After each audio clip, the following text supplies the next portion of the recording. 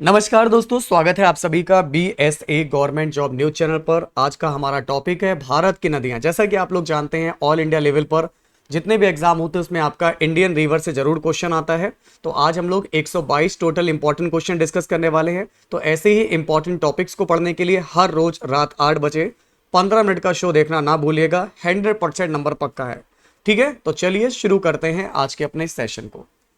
पहला सवाल आपके सामने है, हिमालय पार की नदियां हैं कौन सी। दोस्तों आपको बताना है हिमालय पार की नदियां कौन सी हैं, A, B, C या फिर D। अगर आपने चूज किया है option number B, Brahmaputra, Sindhu और सतलज, ये हिमालय पार की नदियां हैं। आपको यहां पर क्या बताना है, निम्नलिखित में से नदियों का सही आरोही अवरोही क्रम कौन सा, मतलब पहले बड़ी नदी, उससे छोटी, उससे छोटी, सबसे छोटी। तो आपका परफेक्ट आंसर हो जाएगा अवरोही में। देखो ब्रह्मपुत्र जो है बड़ी नदी है, उसके बाद गंगा, गोदावरी और नर्मदा। तो अगर आप में से किसी का भी आंसर ए आ रहा है, बिल्कुल राइट है। सही जवाब हो जाएगा ए होगा। अगला सवाल है, भारत की बृहत्तम नदी कौन सी है। भारत की सबसे बड़ी नदी है आपकी गंगा नदी। जिनका भी आंसर आ रहा है गंगा आ रहा है, बिल्कुल राइट है। अगला सवाल है, गंगा नदी को बांग्लादेश में किस नाम से जाना जाता है। गंगा नदी को बांग्लादेश में पद्मा के नाम से जाना जाता है। अगर आपका आंसर आ रहा है पद्मा, तो बिल्कुल सही है। गंगा एवं ब्रह्मपुत्र की संयुक्त जलधारा किस नाम से जानी जाती है। गंगा और ब्रह्मपुत्र की संयुक्त जलधारा जो है आपकी किस नाम से जानी जाती है, A, B, C या फिर डी। अगर आपका आंसर आ रहा है ऑप्शन सी मेघना, तो बिल्कुल राइट है। अगला सवाल, भारत की सबसे अधिक नौगम्य दो नदियां कौन सी हैं। भारत की सबसे अधिक नौगम्य नदियां हैं गंगा और ब्रह्मपुत्र। यानी कि अगर आपने चूज किया है ऑप्शन नंबर बी, तो बिल्कुल सही है। अगला सवाल, निम्नलिखित नदियों में से भारत में किस पर सबसे लंबा सड़क सेतु है। सबसे लंबा सड़क सेतु जो है किस पर है, तो ये है गंगा नदी पर। अगर आपका आंसर आ रहा है डी, बिल्कुल राइट है। सुंदरवन का डेल्टा कौन सी नदी बनाती है। सही जवाब होगा गंगा और ब्रह्मपुत्र पर। यह आपका जो है पश्चिम बंगाल और बांग्लादेश में है। गंगा और ब्रह्मपुत्र नदियों का उद्गम स्थान बताइए। देखो गंगा और ये जो आप लोगों की ब्रह्मपुत्र है, गंगा आप लोगों के उत्तराखंड में इसका उद्गम होता है और ब्रह्मपुत्र का तिब्बत में, तो आपका केमांगडुंग में। तो जिनका भी आंसर आ रहा है डी, बिल्कुल राइट है। अब एक तरफ आपको क्या दिया गया है, निम्नलिखित में से कौन सी नदी का उद्गम भारत में नहीं होता। आपको पता है यहाँ पर ब्रह्मपुत्र एक ऐसी नदी है जिसका उद्गम जो है तिब्बत में होता है, केमांगडुंग में। तो जिनका भी आंसर आ रहा है ब्रह्मपुत्र, बिल्कुल राइट है। तिब्बत में बहने वाली नदी सांगपो निम्नलिखित में से किससे होकर भारत में प्रवेश करती है। सांगपो जो है आपका भारत में कहां से प्रवेश करती है। सांगपो नदी भारत में आप लोगों का अरुणाचल प्रदेश से जो है आपका प्रवेश करती है। इस बात को आप लोग जो है याद रखिएगा। क्लियर है, बात समझ में आ रही है। चलिए अगला सवाल आपके सामने है, इसको बताइए। सिंधु नदी की लंबाई उतनी ही है जितनी कि ब्रह्मपुत्र की है। यह लंबाई कितनी है। तो सिंधु नदी की लंबाई दोस्तों कितनी है, लगभग 2900 किलोमीटर, और इतनी ही आपकी ब्रह्मपुत्र की लंबाई है। तिब्बत के मानसरोवर झील के पास किस नदी का उद्गम होता है। सभी लोग बताएंगे यहां पर। तो सिंधु का भी होता है, सतलज और ब्रह्मपुत्र। तो जिनका भी आंसर आ रहा है इनमें से सभी, बिल्कुल परफेक्ट आंसर आप लोगों का दोस्तों यहां पर हो जाएगा। अगला सवाल देखिए, विश्व का सबसे बड़ा नदी द्वीप माजुली का निर्माण करने वाली नदी कौन सी है। सबसे बड़ा नदी द्वीप दुनिया का माजुली। माजुली जो है दोस्तों ये आपका असम में है, और इसका निर्माण करने वाली नदी है ब्रह्मपुत्र। अगर आपका आंसर आ रहा है ब्रह्मपुत्र, बिल्कुल सही है। निम्नलिखित में से कौन सी नदी दक्षिण से उत्तर की ओर प्रवाहित होती है। दक्षिण से उत्तर की ओर प्रवाहित होने वाली जो नदी है, ये है आप लोगों की बेतवा नदी। अगर आपका आंसर आ रहा है बेतवा, बिल्कुल सही है। निम्न में से किस नदी को बिहार का शोक कहा जाता है। बिहार का शोक कहा जाता है कोसी नदी को। अगर आपका आंसर आ रहा है कोसी, बिल्कुल राइट है। निम्नलिखित में से कौन सी नदी हिमालय से परे की नदी है। हिमालय से परे की नदी है सतलज। अगर आपका आंसर आ रहा है सतलज, बिल्कुल राइट है। निम्नलिखित में नदियों में से कौन एक विनाशक नदी कहलाती है।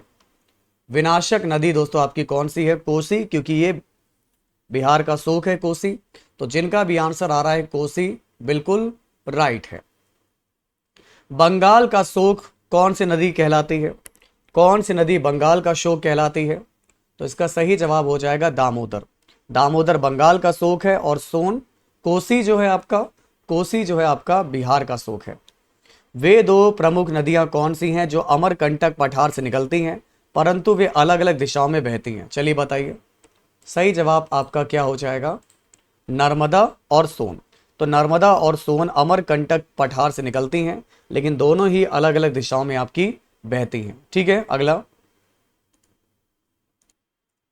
अब देखिए दोस्तों, यहां पर आपको क्या दिया गया, इंपॉर्टेंट सवाल आपके सामने आपको दिया गया है। तवा जो है किसकी सहायक नदी है? बताइए दोस्तों, तवा किसकी सहायक नदी है? अगर आपने चूज किया ऑप्शन ए नर्मदा, बिल्कुल राइट है। नेक्स्ट क्वेश्चन है, निम्नलिखित में से कौन सी नदी प्रारंभ में अरुण नदी के नाम से जानी जाती थी? दोस्तों, प्रारंभ में कौन सी नदी जो है अरुण के नाम से जानी जाती थी? ए, बी, सी या फिर डी? अरुण के नाम से जानी जाती थी कोसी नदी, बिहार का शोक। उड़ीसा का शोक किस नदी को कहा जाता है? उड़ीसा का शोक कहा जाता है महानदी को। उड़ीसा का शोक कहा जाता है महानदी को।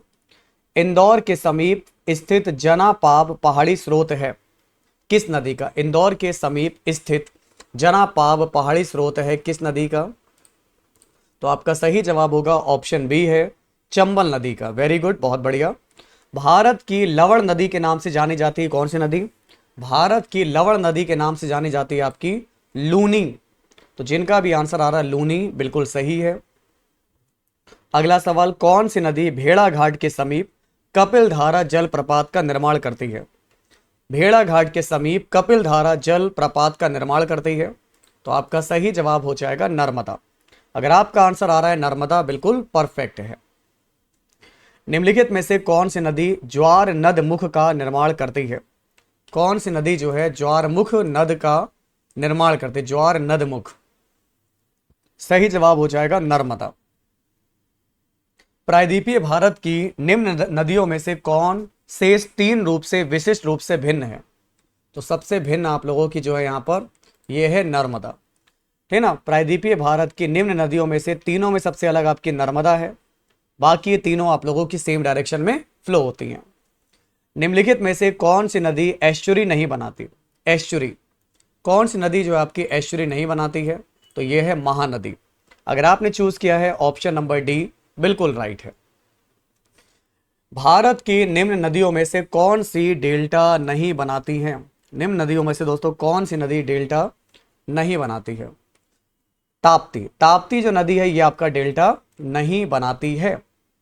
क्षिप्रा नदी निम्नलिखित में से किसकी सहायक नदी है? क्षिप्रा, वेरी गुड, बहुत बढ़िया। क्षिप्रा जो नदी है ये चंबल की सहायक नदी है। अगर आपका आंसर आ रहा है चंबल, बिल्कुल करेक्ट है। अगला सवाल, निम्नलिखित में से कौन सी नदी अमरकंटक के पठार से नहीं निकलती है? तो कौन सी नदी अमरकंटक से पठार से नहीं निकलती है? तो हमारा सही जवाब होगा ऑप्शन ए है गोदावरी। जिनका भी आंसर गोदावरी आ रहा है, बिल्कुल राइट है। अगला सवाल है आपका, ठीक ना, महानदी नर्मदा सोन नदियां कहां से निकलती हैं? तो महानदी नर्मदा और सोन ये जितनी भी नदियां हैं ये सारी नदियां आपकी अमरकंटक की पहाड़ियों से निकलती हैं। निम्नलिखित नदी युग्मों में से कौन ज्वारनद मुख का निर्माण करती है? तो अभी मैंने बेटा आपको पढ़ाया, ज्वार नद मुख का जो निर्माण करती है ये नदी है नर्मदा और तापी। जिनका भी आंसर आ रहा है नर्मदा और तापी, बिल्कुल सही है। निम्नलिखित में से कौन सी नदी भ्रंश घाटी से होकर बहती है? कौन सी नदी जो है आपका भ्रंश घाटी से होकर बहती है? सही जवाब हो जाएगा आपका नर्मदा हो जाएगा। निम्नलिखित में से किस नदी के मुहाने पर डेल्टा नहीं बनता? किस नदी के मुहाने पर डेल्टा नहीं बनता? तापी के मुहाने पर डेल्टा नहीं बनता। अगर आपने चूज किया डी, बिल्कुल सही है। अगला सवाल आपके सामने है, दक्षिण भारत के पठारी प्रदेश को कौन सी नदी दो भागों में विभाजित करती है? अगर आपने चूज किया ऑप्शन बी नर्मदा, बिल्कुल आपने सही जवाब दिया है। दक्षिण भारत की नदियों में सबसे लंबी नदी कौन सी है? अगर आपने चूज किया ऑप्शन ए, बिल्कुल राइट है, गोदावरी। गोदावरी को दक्षिण भारत की सबसे लंबी नदी और दक्षिण भारत की गंगा, बूढ़ी गंगा, वृद्ध गंगा के नाम से जाना जाता है। अगला सवाल है, निम्नलिखित में से किस नदी को वृद्ध गंगा के नाम से जाना जाता है? तो वृद्ध गंगा के नाम से जाना जाता है आपका गोदावरी को। अगर आपका आंसर आ रहा है ए गोदावरी, बिल्कुल राइट है। गोदावरी नदी का उद्गम स्थल बताइए। गोदावरी नदी का उद्गम स्थल है त्र्यंबक, ठीक ना, त्र्यंबक गांव। अगर आपका आंसर आ रहा है बी, तो बिल्कुल राइट है। ठीक है, चलिए।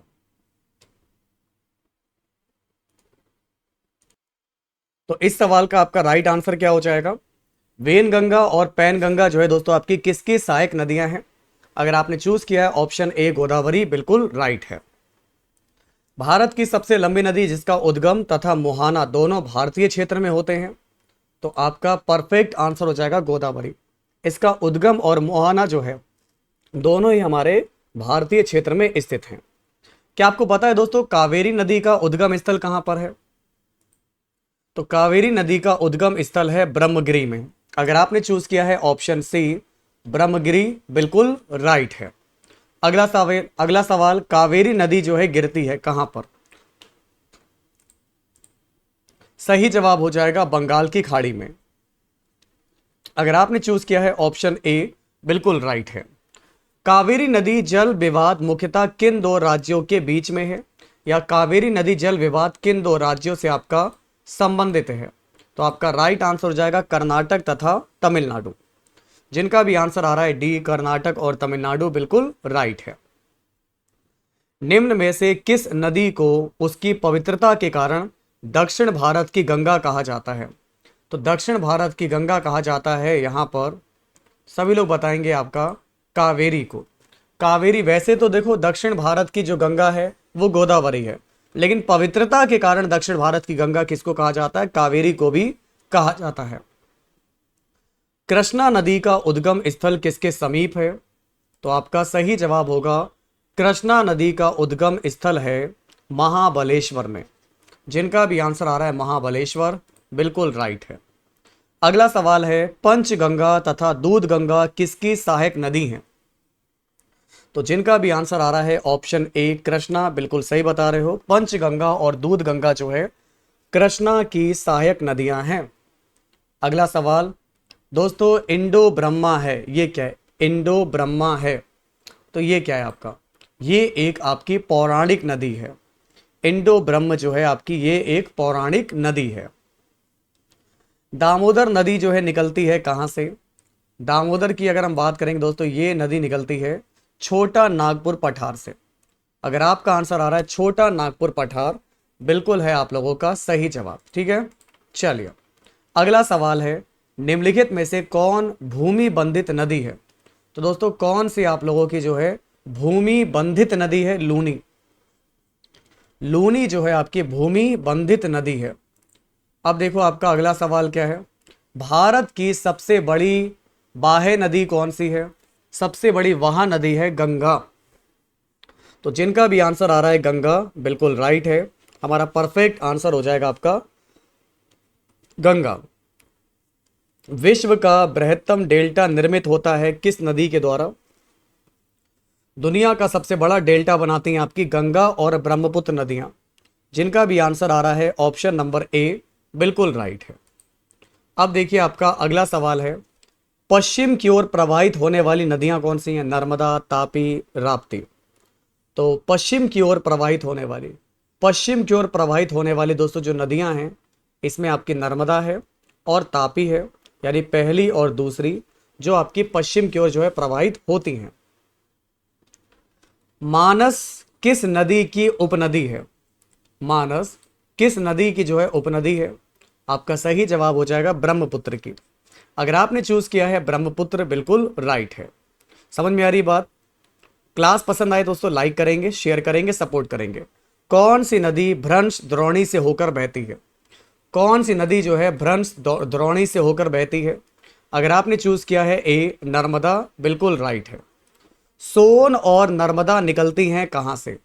सोन और नर्मदा निकलती हैं अमरकंटक से। अगर आपका आंसर आ रहा है अमरकंटक से, बिल्कुल राइट है। वेरी गुड, बहुत बढ़िया।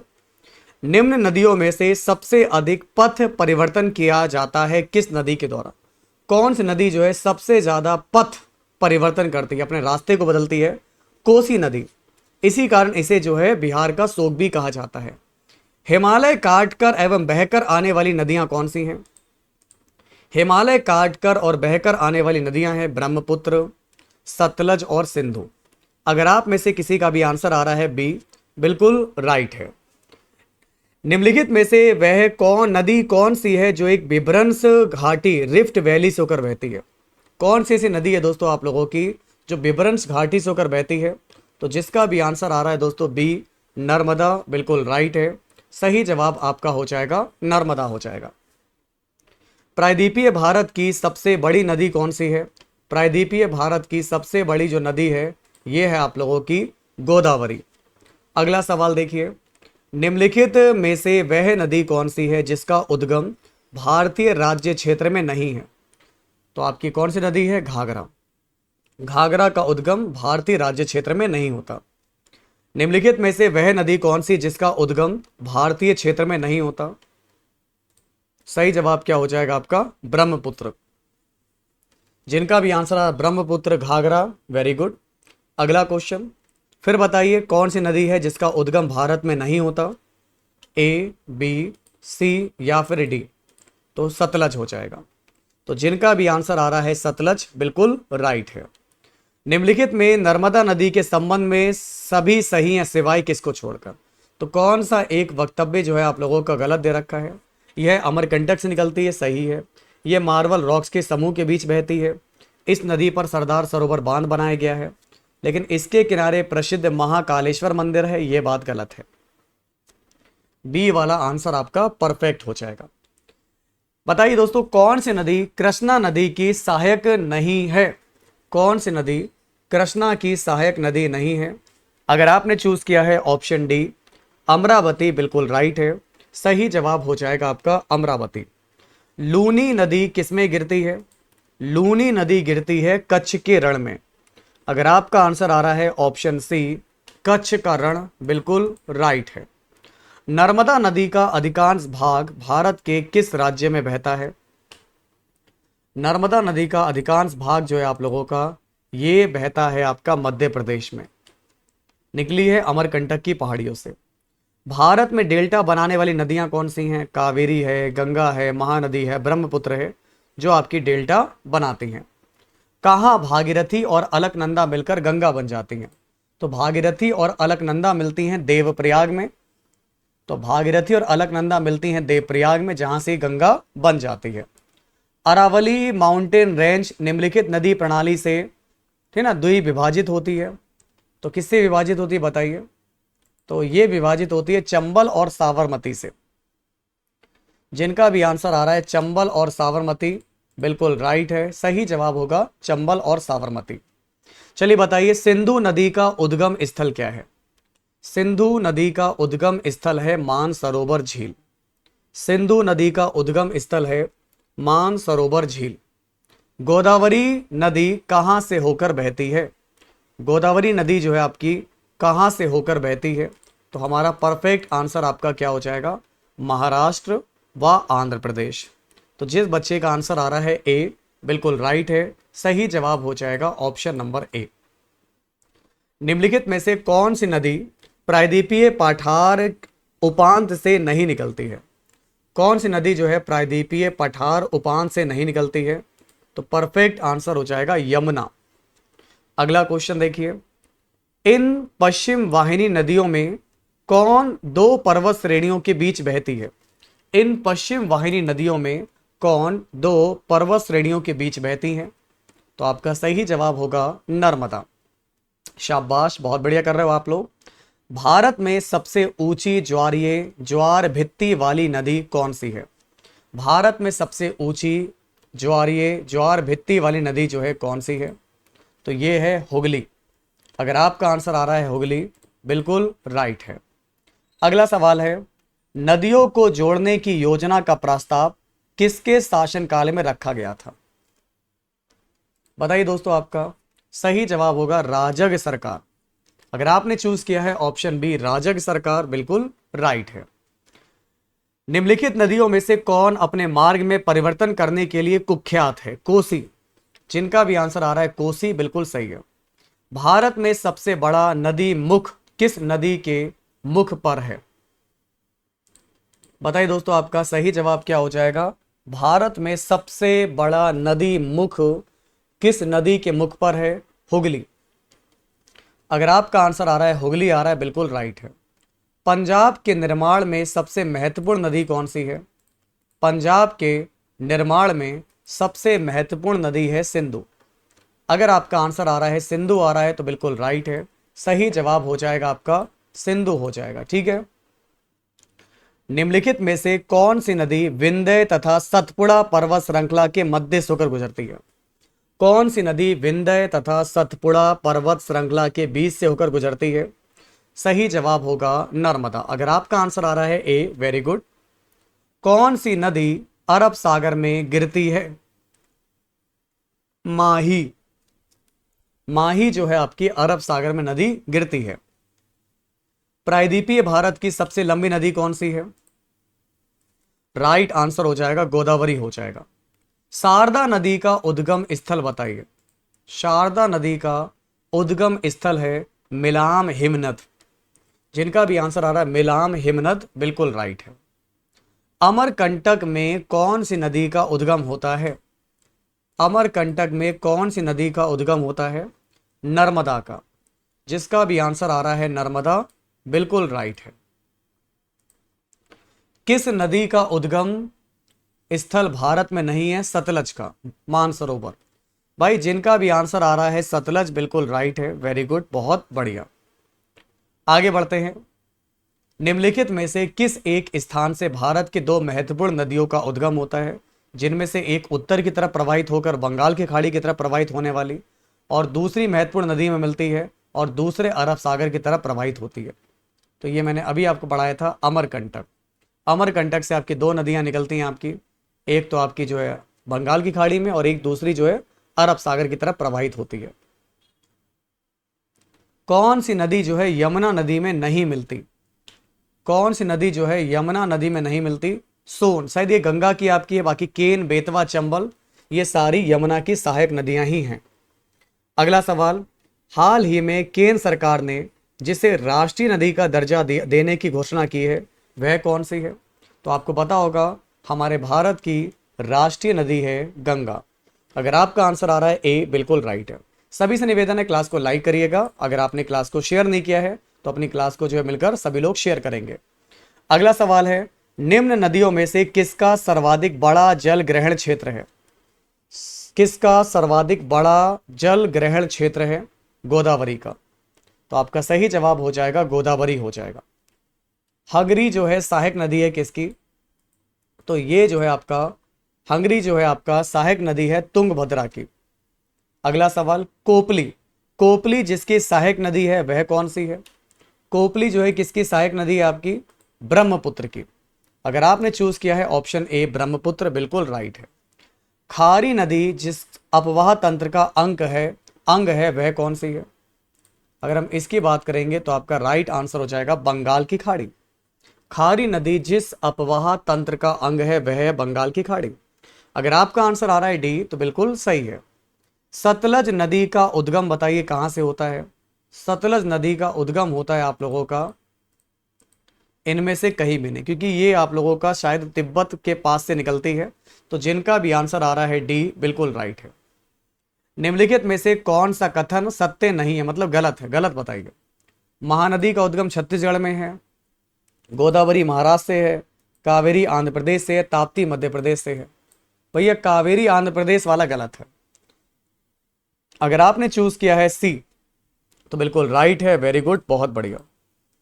दोस्तों अगला सवाल आपके सामने है, सिंधु नदी का उद्गम कैलाश मानसरोवर। सिंधु नदी का उद्गम कहां से होता है आपका? कैलाश पर्वतमाला से। अगला सवाल आपके सामने है, निम्नलिखित में से कौन सी नदी मध्य प्रदेश से निकलती है और खंबात की खाड़ी में गिरती है? तो यह है आपकी माही नदी। अगर आपका आंसर आ रहा है माही नदी तो बिल्कुल राइट है। भागीरथी नदी निकलती है कहां से बताइए? भागीरथी नदी निकलती है गोमुख से। तो जिनका भी आंसर आ रहा है गोमुख, बिल्कुल राइट है। निम्नलिखित में से भारत में तलछट को परिवाहित करने वाली प्रमुख नदी कौन सी है? भारत में तलछट को प्रवाहित करने वाली प्रमुख नदी है ब्रह्मपुत्र। अगर आपका आंसर आ रहा है ब्रह्मपुत्र, बिल्कुल राइट है। सिंधु नदी की एक सहायक नदी है जो हिमाचल प्रदेश से होकर बहती है, वह कौन सी है?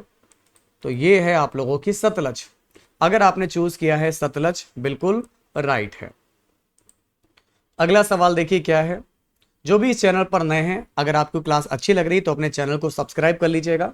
ये सभी बच्चों के लिए नया चैनल है, बहुत इंपॉर्टेंट। यहाँ पर हम आपको सारे टॉपिक कराएंगे जो ऑल इंडिया लेवल एग्जाम में पूछे जाते हैं।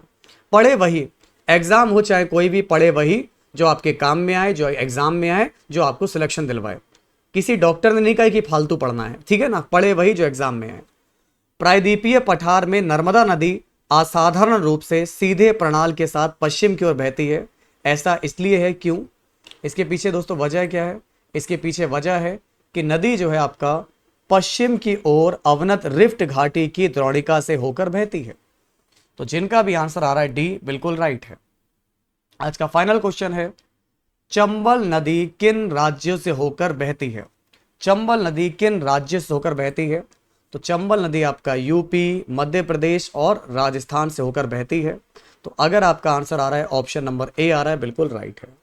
तो उम्मीद करता हूं कि आज का सेशन अच्छा लगा होगा। तो वीडियो को लाइक कीजिएगा, शेयर कीजिएगा, और ऐसे ही हर रोज टॉपिक वाइज पढ़ने के लिए रात में 8 बजे 15 मिनट का शो देखना ना भूलिएगा, बीएसए गवर्नमेंट जॉब न्यूज पर, ठीक है ना। तो मिलते हैं आप लोगों से कल रात 8 बजे ऐसे ही इंपॉर्टेंट टॉपिक के साथ। तब तक के लिए नमस्कार, जय हिंद, वंदे मातरम।